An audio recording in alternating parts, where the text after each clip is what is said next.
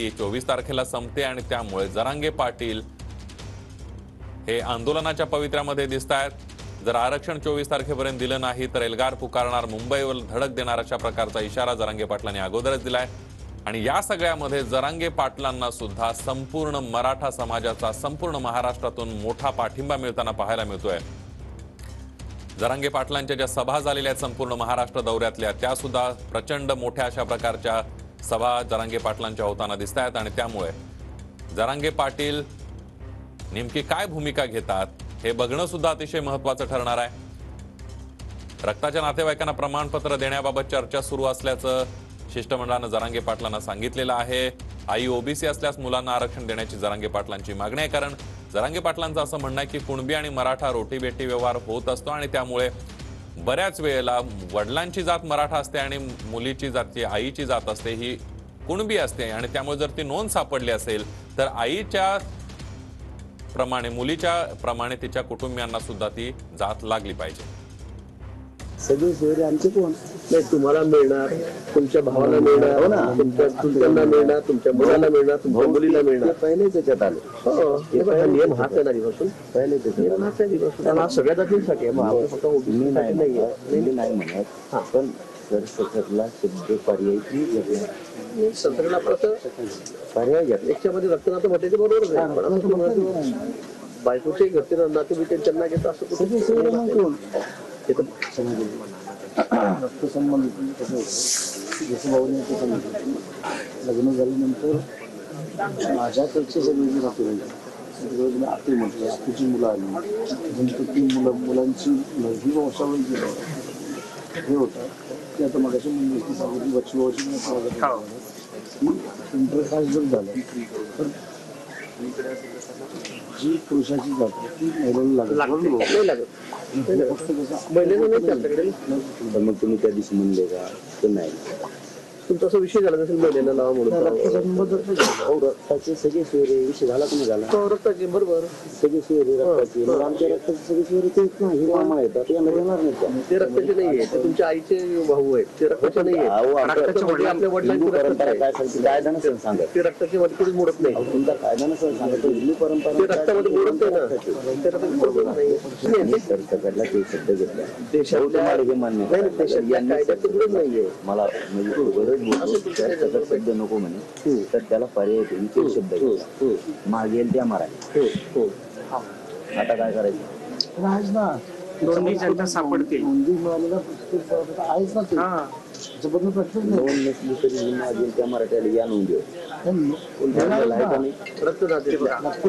नोंदींच्या आधारे असं लिहिले आपण, नोंदी ज्यांच्या सापडतील त्यांच्या आधारे ज्यांच्या नोंदी सापडतील त्यांच्या रक्तमासाच्या आधारे रक्ताचे संबंधित असं लिहिले, गोलमल करून नाही बघा ना लिहायचं नाही, आपलं लिहिलं 4 शब्द आहेत, एक दिन आहे, पहिला ज्याची नोंद सापडून त्याच्या सगळ्या परिवाराला, दुसरे संबंधित नातेवाईकाला, तिसरे रक्ताचे सगळे सोयऱ्याला, तिसरे चौथे मागेल त्या मराठा, सरकारला शब्द घेतलेला आहे तुम्ही नोंद त्या नोंदीच्या त्याला म्हटल्यावर जाऊ द्या मी माघार घेतो, ही शब्द ठरलाय की नाही मागेल त्या मराठ्याला तुम्ही लिहून घेतला का नाही एवढं सांगा, लिहून घेतलं दाखव ना, ठीक आहे नाही काय समोर आपण बघतोय जरांगे पाटलांना ज्या वेळेला मुदत वाढवून देण्यात आली होती जरांगे पाटील यांनी सरकारला, त्यावेळेला काही लिहून देण्यात आलं होतं सरकारकडून आणि त्याच लिहून दिलेल्या सगळ्या ड्राफ्टवर जरांगे पाटील ठाम असल्याचं पाहायला मिळतं। शिष्टमंडळ आणि जरांगे पाटील हे लिहून काय दिलेलं आहे हे पुन्हा पुन्हा वाचताना पाहायला मिळतं। तर जरांगे पाटलांसोबत चर्चेदरम्यान बच्चू कडू यांच्याशी सुद्धा महाजन यांनी संवाद साधलेला आहे, कारण आपल्याला माहित आहे जरांगे पाटलांनी आंदोलन पुकारल्यापासून बच्चू कडू यांचा पाठिंबा जरांगे पाटलांना वारंवार मिळतोय आणि जरांगे पाटलांनी जर आंदोलन केलं तर प्रहार संघटना, बच्चू कडूंची प्रहार संघटना जी आहे ती जरांगे पाटलांना पाठिंबा देणार असल्याचं बच्चू कडू यांनी अगोदरच जाहीर केलं आणि त्यामुळे काही वेळापूर्वीच या चर्चेदरम्यान गिरीश महाजन यांनी बच्चू कडू यांच्याशी संवाद साधलेला आहे। काय काय चर्चा सुरू आहे त्यावर एक नजर टाकूया। सगळे सोयरे म्हणजे कोण हे अगोदर तुम्ही स्पष्ट करा असं जरांगे पाटील म्हणालेत। सगळे सोयरेचा अर्थ तुम्ही मामा मामी असा गृहीत धरला असंही जरांगे पाटलांना सांगितलेलं आहे गिरीश महाजन यांनी. बायकोला देखील प्रमाणपत्र देता येणार नाही असं गिरीश महाजनांनी स्पष्ट केलंय.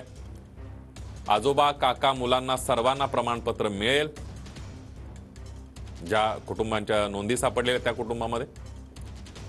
आणि त्यामुळे आता जरांगे पाटील आपल्या भूमिकेवर ठाम राहतात का हे बघणं सुद्धा अतिशय महत्त्वाचं ठरणार आहे की समजूत काढण्यामध्ये जरांगे पाटलांची शिष्टमंडळाला यश येत आहे. जरांगे पाटलांसोबतच्या चर्चेदरम्यान महाजन यांनी बच्चू कडू यांना सुद्धा फोन केलेला आहे. कारण अनेक वेळेला मागच्या वेळेला ज्या वेळेला बच्चू कडू सुद्धा होते या शिष्टमंडळानंतर बच्चू कडू येऊन गेल्याचं आपल्याला पाहायला मिळालं. त्यांनी अनेक वेळेला जरांगे पाटलांच्या भूमिकेला पाठिंबा दिलेला आहे. आणि त्यामुळे आता नेमकं या चर्चेनंतर बैठकीनंतर काय निष्पन्न होतंय बघणं महत्त्वाचं ठरणार आहे. कारण ही जी बैठक सुरू आहे शिष्टमंडळ आणि जरांगे पाटील यांच्यामध्ये, या सगळ्या बैठकीकडे संपूर्ण महाराष्ट्रातल्या मराठा बांधवांचं लक्ष लागलेलं आहे आणि त्यासोबतच ओबीसी बांधवांचं सुद्धा लक्ष लागलेलं आहे. सगळ्या महाराष्ट्राचंच लक्ष या बैठकीकडे लागलेलं आहे असं म्हटलं तरी वावगं ठरणार नाही. दुसरा महत्त्वाचा मुद्दा म्हणजे जरांगे पाटलांनी ज्या पद्धतीने अल्टिमेटम दिलेलं आहे, जर ही बैठक फिसकटली तर जरांगे पाटील एका मोठ्या आंदोलनाची घोषणा करू शकतात. आणि त्यामुळे अगोदरच त्यांनी सांगितल्याप्रमाणे मुंबईला धडक देण्याची घोषणा जरांगे पाटील करू शकतात. ते मोठं आंदोलन असेल, हे शांततेचं वादळ सरकारला झेपणार नाही अशा प्रकारचा अनेक वेळेला इशारा जरांगे पाटलांनी दिलाय. त्यामुळे आजची बैठक काय होते हे बघणं अतिशय महत्त्वाचं ठरणार आहे. कारण फेब्रुवारीची तारीख दिलेली आहे सरकारनं. त्यावेळेला ज्या मराठ्यांच्या कुणबी नोंदी सापडलेल्या नाही आहेत त्या मराठ्यांना कायदा करून आरक्षण देणार असल्याचं मुख्यमंत्री शिंदेंनी काल विधानसभेमध्ये जाहीर केलं. आणि त्यामुळे त्या अधिवेशनाकडे सुद्धा लक्ष असेल. पण त्या अगोदर जर 24 तारखेची मुदत ओलांडली गेली तर मात्र जरांगे पाटील यांनी इशारा दिल्याप्रमाणे आंदोलन होऊ शकतं. या सगळ्यामध्ये जरांगे पाटलांच्या आंदोलनाला, त्यांच्या भूमिकेला महाराष्ट्रातल्या तमाम मराठी बांधवांचा सुद्धा पाठिंबा आहे. जरांगे पाटलांचा दिवसेंदिवस पाठिंबा वाढताना दिसतोय. आणि त्यामुळे जरांगे पाटील नेमकी काय भूमिका घेतात हे बघणं अतिशय महत्त्वाचं ठरणार आहे. शिष्टमंडळाकडून जरांगे पाटलांची समजूत काढण्याचा प्रयत्न सुरू असल्याचं पाहायला मिळतंय. आणि त्यामुळे संदीपान भुमरे असतील, उदय सामंत असतील, गिरीश महाजन असतील यांचं शिष्टमंडळ जे आहे ते जरांगे पाटील यांना भेटायला, तज्ज्ञांनी माझे शब्द लिहून घेतले आहेत असं मनोज जरांगे पाटलांनी सांगितलंय. तुमच्याकडून होत नसेल तर स्पष्ट सांगा असंही मनोज जरांगे पाटील म्हणालेले आहेत. आणि त्यामुळे रक्ताचे नातेवाईक बसतात तेवढं ग्राह्य धरणार. या सगळ्यामध्ये आता निष्पन्न काय होतंय हे बघणं अतिशय महत्त्वाचं ठरणार आहे. कारण जरांगे पाटील जर मागच्या काही वेळापासून जी चर्चा सुरू आहे त्यामध्ये जर आपण बघितलं तर सरकारचं शिष्टमंडळ समजूत काढण्याचा प्रयत्न जरांगे पाटलांना करतायत. जरांगे पाटलांची समजूत काढण्यात मात्र जरांगे पाटील आपल्या भूमिकेवर ठाम आहेत. सरसकटला पर्यायी शब्द दिला होता सगळे सोयरे. सगळे सोयऱ्यांमध्ये तुम्ही कोणकोणते नातेवाईक धरले हे आधी स्पष्ट करा, अशा प्रकारची मागणी जरांगे पाटलांनी केलेली आहे. आणि त्यामुळे आता कोणकोणते नातेवाईक या सगळ्यामध्ये बसणार, सगळ्या सोयऱ्यांमध्ये कोणते नातेवाईक असणार याचा पेच आहे, त्यावर आता चर्चा सुरू असल्याचं पाहायला मिळतंय. चर्चा सुरू असतानाच गिरीश महाजन यांनी बच्चू कडू यांना सुद्धा फोन लावल्याचं आपल्याला पाहायला मिळतंय. फोनवरून चर्चा केलेली आहे गिरीश महाजन यांनी. कारण बच्चू कडू यांनी अनेक वेळेला जरांगे पाटलांच्या भूमिकेला पाठिंबा दिलाय. जर त्यांनी पुढच्या काळामध्ये आंदोलन पुकारलं, आंदोलनाची घोषणा केली तर बच्चू कडू यांनी या अगोदरच पाठिंबा जाहीर केलेला आहे.